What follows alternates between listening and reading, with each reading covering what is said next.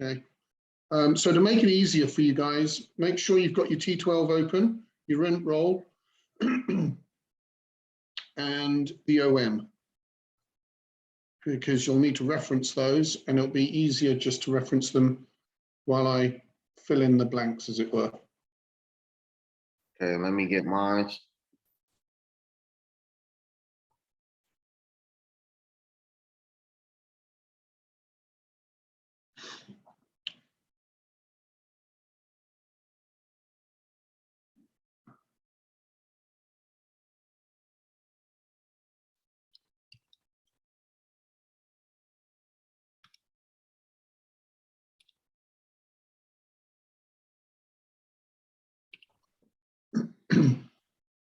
You ready, guys?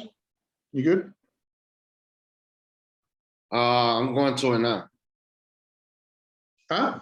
I say Yeah, I'm going to the OM the T12s right now. Okay. I mean, just I don't have the T12s and OMs for this deal, but I'm pretty familiar with them. So and plus I have your last video, Charlie. So I'm just tuning in on this one to learn. You know, cool. more repetition works for me. So. Yep, that sounds good. Okay, so Raheem, let's start. Can you remember? Do you remember what their asking price is?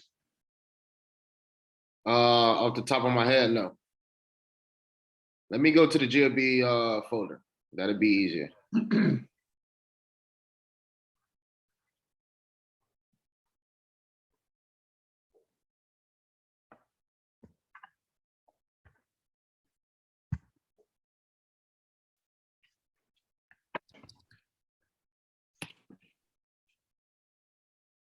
Log in.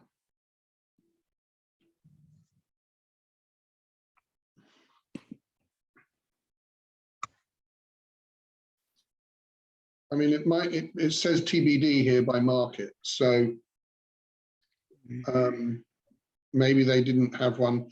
Have you spoken to these guys at all or not? Yes, through email only. Okay, so did you ask them what the whisper price was? Yes, but they never got back. That's what it was. If it's not there, then they never got back. So Okay, I have fine. to follow up with it. So right now we'll just put a placeholder in of 15 million, okay? Okay.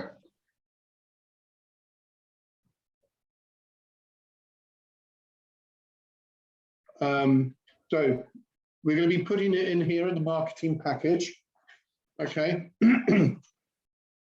I'm not going to go explain it all through again because that was in the last video, okay? But I think it'll probably become clear as and when we go through it. So you start off putting your pricing in, number of units, that gives a price per unit. You're going to select here, obviously anything in blue is something that you select. So we're going to leave we'll put it at 20% LTV at the moment, or 80% LTV, so 20% down payment, based on the fact that we are trying to do USDA loans, and in anything, if anything, it should be better than the 20% down. Okay, that gives us a $3 million down payment, and we're going to select 24 months to begin with for interest-only payments. So that leaves us with a loan balance of about 12 million. Have you looked at the OM at all as to understand where the value add is and so on and so forth? I looked at it, but I can't really determine the value add right now. I believe I'm so young. Okay, well, usually in the OMs, there are suggestions as to where the value add can be improved or added, and it's usually suggested by the brokers. That's one of their ways of upselling the deal, okay, to say, look, if you did XYZ, you could increase the value by, X amount. Here it's telling us what it's already done. And I think actually after reading through this one, I don't think they actually tell you in here what the business plan or the game plan could be. So gives a whole bunch of nice pictures. So it does show that renovated units have been done, but so far we cannot determine, and these are the classic units that would need to be done. We can't determine how many have been done, what there is to do.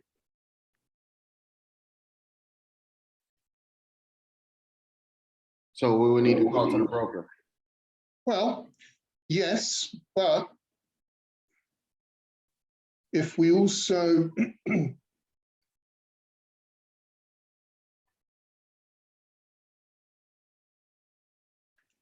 hold on.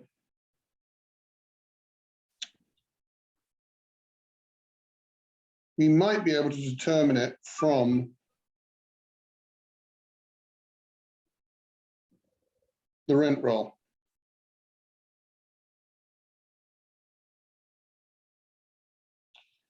So I understand, Charlie, you speaking about if repairs are needed. Yeah, I mean, it's usually, like I say, in the OM, it will show you what you can do to uplift and upgrade the property and drive Oh. revenue increase. Okay, Like dog parks or car washes and stuff like that.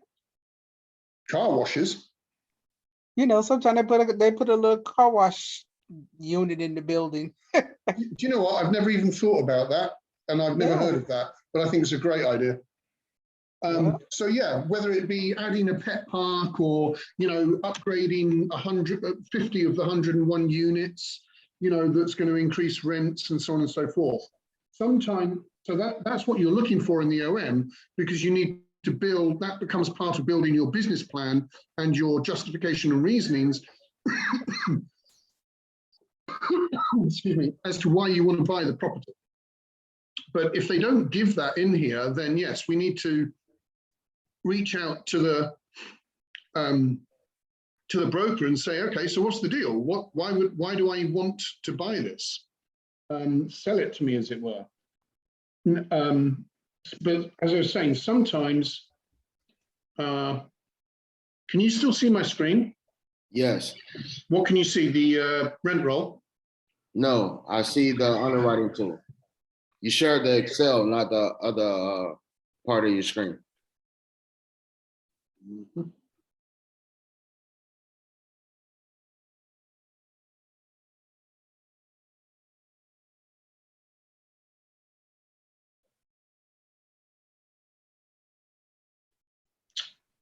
Where's it gone? Something happened. So can you see the underwriting? Yes, we can see the underwriting. Okay, that's fine. So if you look at the rent roll,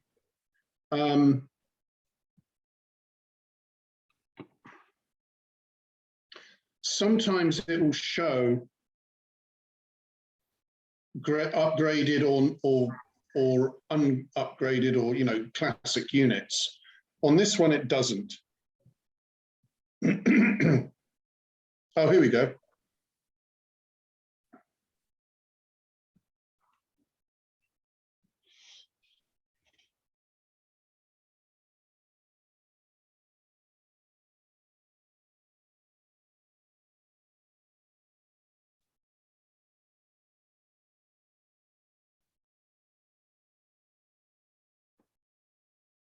Okay, so according to the rent roll, there are 1, 2, 3, 4, 5, 6.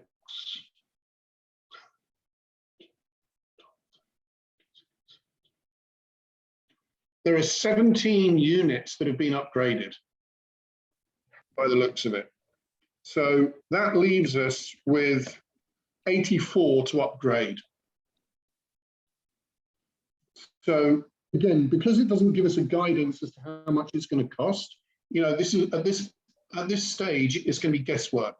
So what we're going to do is, if we say we're going to upgrade, let's just say 60 of, well, let's do the full upgrade. We're going to upgrade 84 other units, multiply that by, let's just say on average, probably right now, about $10,000 a unit.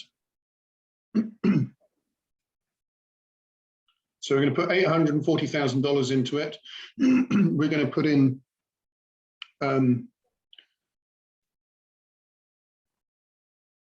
operating reserves. Remember, you want to put it in until it goes green. That signifies you've got sufficient in there. Okay, so that now calculates your estimated closing costs, but we'll come back to that in a minute. So next, you want to look at your gross potential rental income. So now you've got to go over to the T12.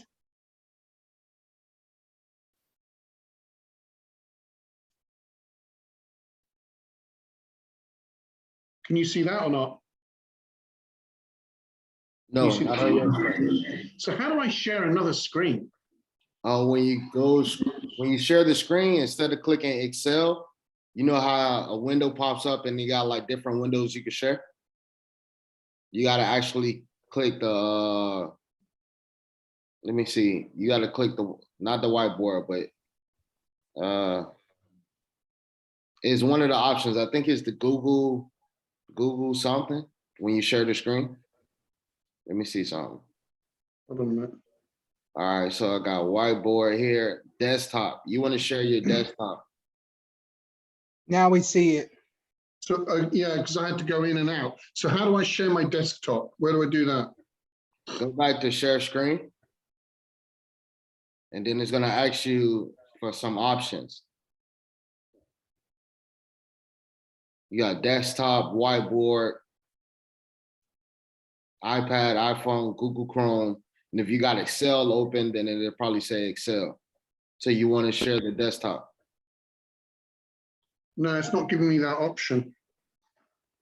Okay. It's allowing me to share only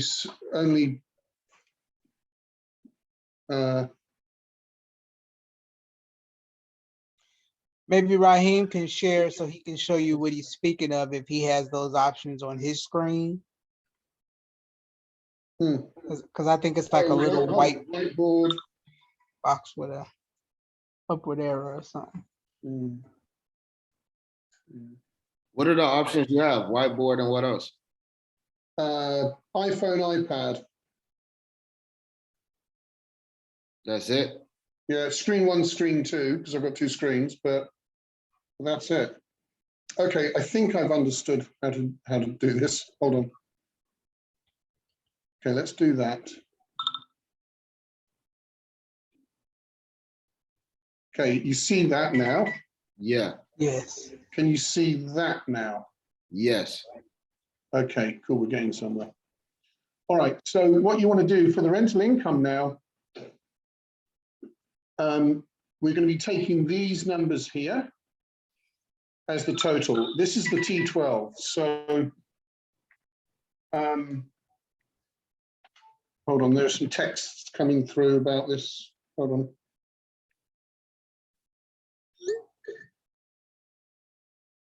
Okay, so Barbara's texting to come in. So we're going to be taking this from this column, all right? But what you want to also be doing at the same time is kind of scanning to ensure that there are no kind of anomalies, or you can spot trends. You know, if there's a spike in a number. So for example, you know, the electric income, there's $100 here. If there was 5,000 here, you'd be questioning it, okay? Not that. So you've got to use these tables or these T12s to understand the flow of the business that is currently happening on the property, okay? Okay. So I'm going to take that away so that we can continue to build this. But so the potential rent is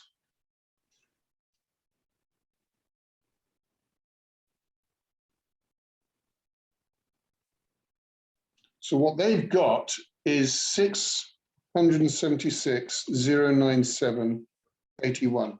Now, this is not what the gross potential rent should be. Actually, is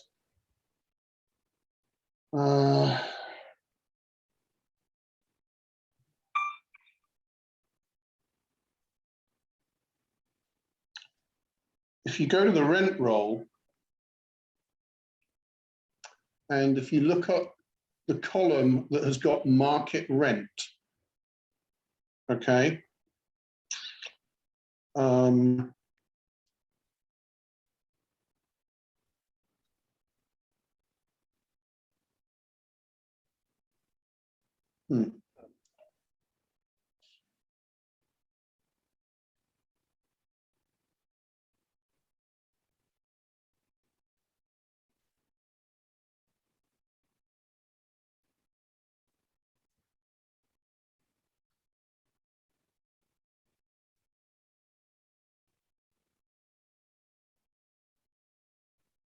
So their market rent,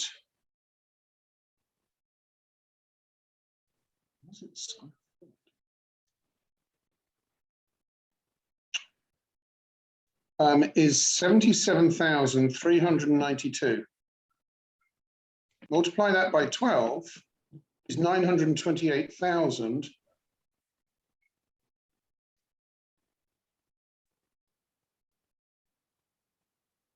$928,704. So that's what they should be making on an annual basis. Okay. And if you now put in, so they've got concessions of 4,794.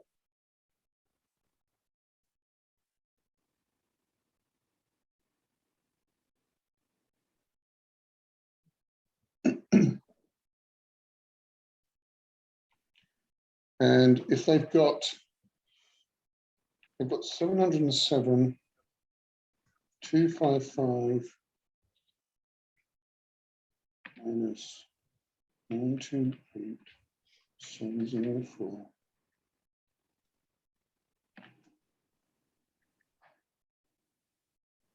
It's 221. 221, 449. I'm going to come back to that number in a minute.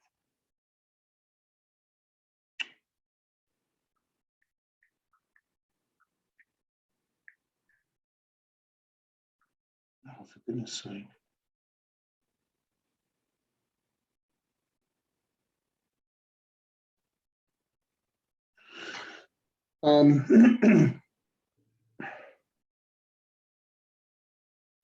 Okay, so you see that they have HUD income as well, so you include that into it, but it doesn't show.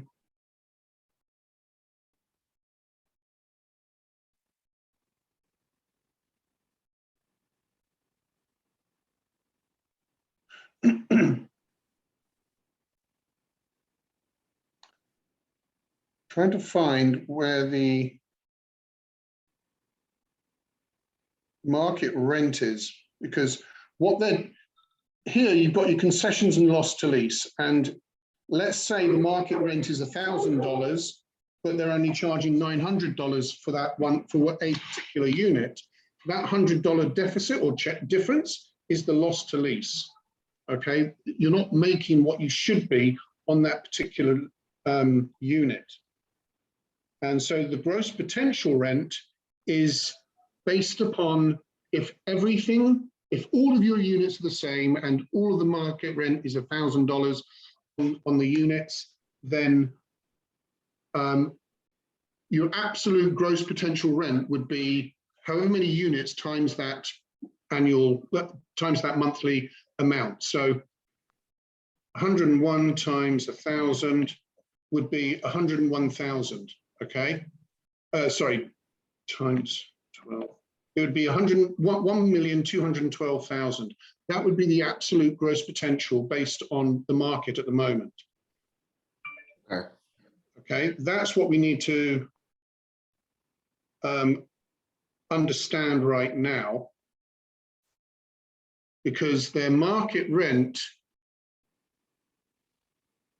because all these units, predominantly their unit mix is I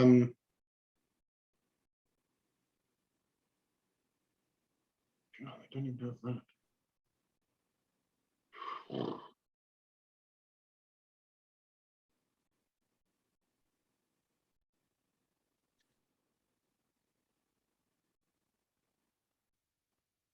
Don't give you a unit mix. That's Yeah, what it we're saying. doesn't. No, I just found it.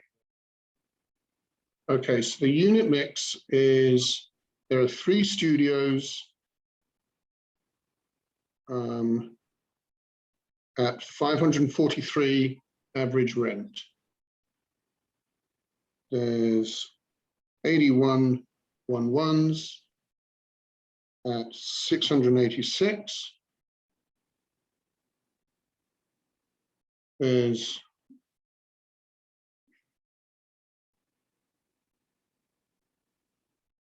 the 1-1 premium.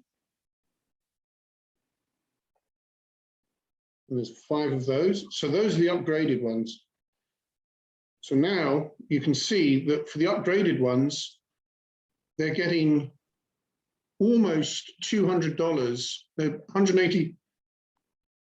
$180 rent bump per unit. So that's, so these are 2 1s. So that's the play, clearly, is that you upgrade these other 81 units to the premium to push and get a higher rent amount. So Okay. this is 848. So here's the thing.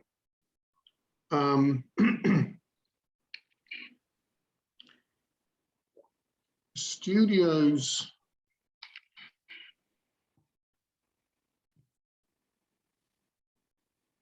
so we're just going to put in the square foot here, because the studios are at 400, these are at 720, that's at 720, and then these are 1,000. Okay, so now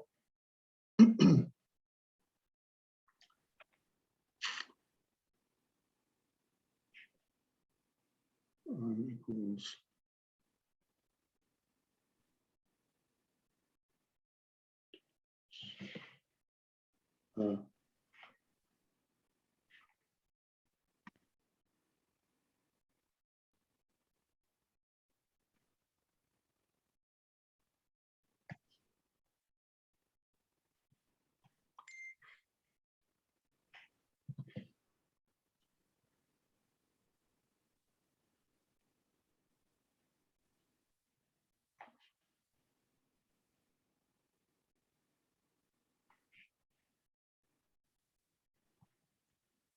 okay, you can see here, this is the square footage rate that they're charging or they're getting, okay? So for these, the studios, they're getting $1.36. For the unconditioned or unrehabbed, they're getting 95 cents a square foot. But for the rehabbed ones, they're getting $1.20. And for the 2 beds, they're getting 85 cents. So that tells you that this price here, comparative to the upgraded ones here, is very low. And this one here has got plenty of room to grow based on whether you do on doing the rehabs. So now, right here, if everything was charged at these rates, which are the averages, then 71,676 times 12, their gross potential based on an average, not exact, is 860,000. Okay, which gives you an average rent here of $710 a month. Now, if Charlie, really fast. For the 3-1 and the 3-2 bedrooms, is that throwing off the average? It say 600, 600. No, forget that. That's just what was preloaded. They don't exist. Okay. That doesn't exist in this unit mix. So just ignore those numbers. Okay, this is what we're dealing with here, because this is 101 units, okay? So while we're going to go ahead in a minute and put in all the other information, something I just want to show you right now is, because you have to come back and design your business plan. And what we've established is the business plan is going to be very similar, or is going to be centered, sorry, around the upgrades. So if we know by upgrading these 5 units, we can get 861, that's proven. So what we need to do now is assume what our target rents are based on the work that we're prepared to do. So we know that 861 is now market. So we're going to put 861 in here on the assumption that we go ahead and rehab all of those rooms. Now, this is probably a little bit low. And what you want to do is you now go back to your OM and you look at the rent comps that the broker provides in the OM. Because what they're trying to show you is that if you do certain work within the marketplace, you've got the chance of increasing your revenue based on the type of property. And if you look on page 42, you've got the comp breakdown in the area. So you've got Amberwood Hills, 400 square foot, market net rent is 600, okay? And currently we're charging 543, okay? There's other examples that show the market rents being 600, 650, 750.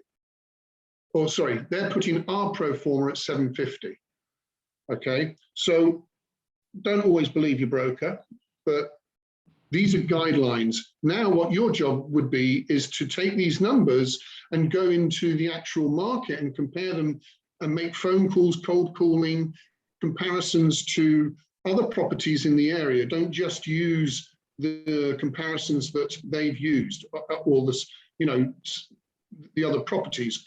By all means use them, but find others to make those comparisons onto as well. But I think intrinsically, we're probably safe to say that we should be able to push these at least to 650, okay? And so if you scroll a little bit further down, we find that the 2-bedroom apartments, you know, we're charging $848 at the moment, but the market rent is above $1,000, you know, it's $1,124. So there's a chance that these probably need to be upgraded in order to get that as well. So we'll upgrade that and, you know, we'll push that to maybe 1,100. You know, to be conservative in your underwriting, I would always go slightly below where the market rent is supposed to be. That way, then you're not going to be being overzealous in what you can be pitching. So now, with those assumptions, and that's all they are right now, and we can refine them as we go, it gives us now a monthly net rent of $89,196. Multiply that by 12, we've now got a potential of $1,070,000 in revenues. Okay, now let's go back to this column here. You'll see what, don't worry about these calculations at the moment. So knowing we've got a gross potential rent here of 860, we can now look at the rent roll, and whenever this was dated, March of this year. So in the month of March, they collected $79,392, okay, in rent. So that multiplied by 12 is 928,000, which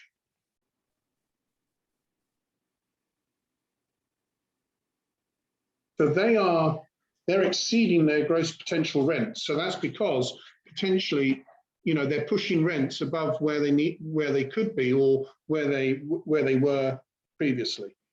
So I would be now putting Well, before we do, we need to check the T12.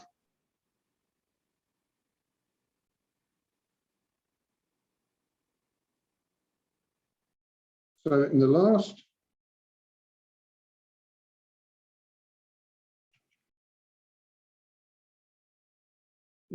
year, they've made 676,097 plus 35,952. We got 7 minutes left, Charlie. I'm sorry? We got 7 minutes left. Oh, we're gonna have to cut in and cut out. Yes. Or cut out and come back in. Okay. Okay, so their gross potential rent is this. They have, hold on, 112 equals minus 148,063. Okay, so this is their vacancy rate here.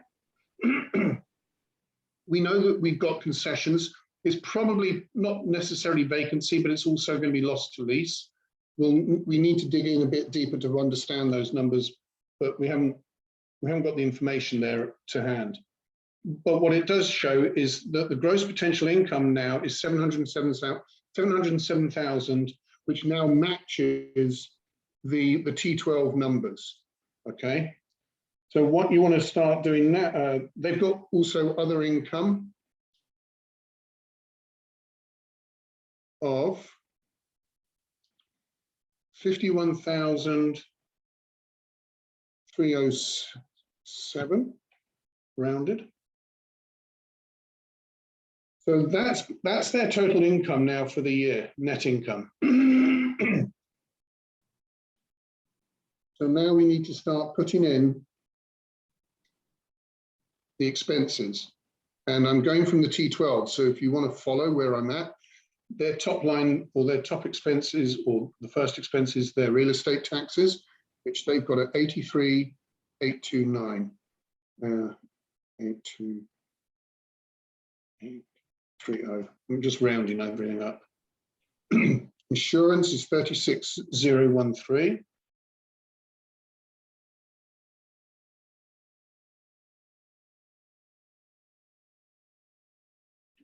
Software admin, property management fee. So property management is 30,342.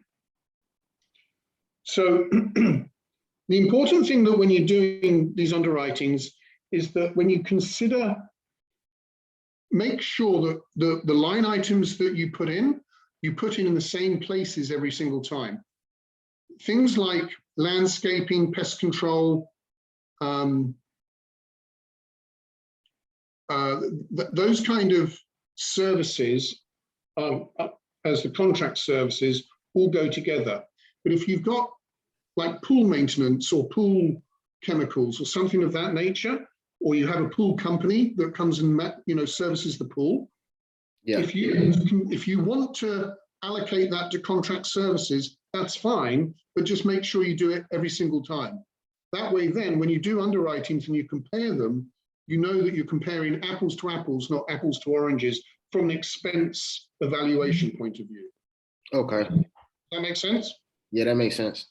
Because sometimes, depending on the P&L breakdown that you're working with, they may put certain line items in different sections. So you have to go through them to ensure that you take out how you know what you're looking for to put it in the line item that you use. So software admin fee, to me, should be in general admin. Okay, so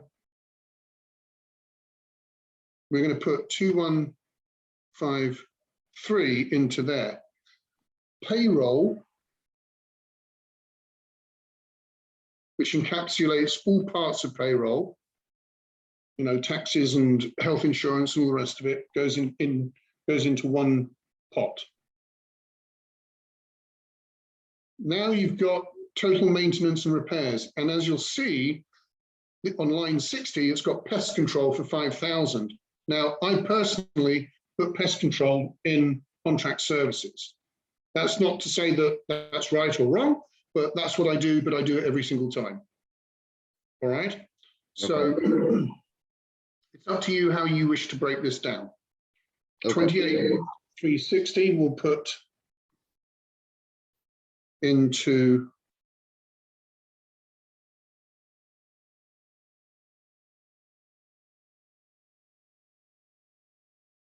so then you've now, so utilities, you've got trash, which we have as a separate line item.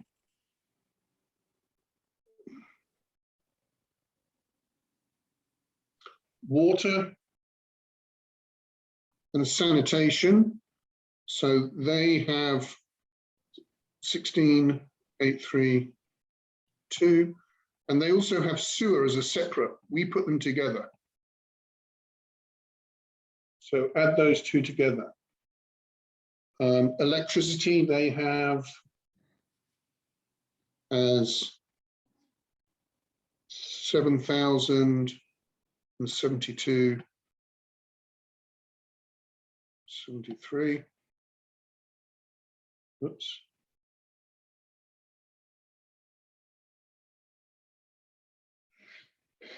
Now they've got cable, internet, and telephone under utilities. Generally speaking, I always put them into general and administrative. Again, there's no right or wrong. It's just where you always put it. Just always be consistent in the same breakdowns when you do the underwritings. So now you've got evictions, legal wares, software, uniforms, all of this. This all comes under total administration. So they have legal fees here of 66.5. We have a separate line for legal and professional. So 665, 66. So their total admin is what we've already added to it, plus then their amount 13,966, but minus the admin, the legal rather. We got less than a minute, Charlie. We're about to shut it down and then jump back on. Okay, let's do that. Okay. Right back.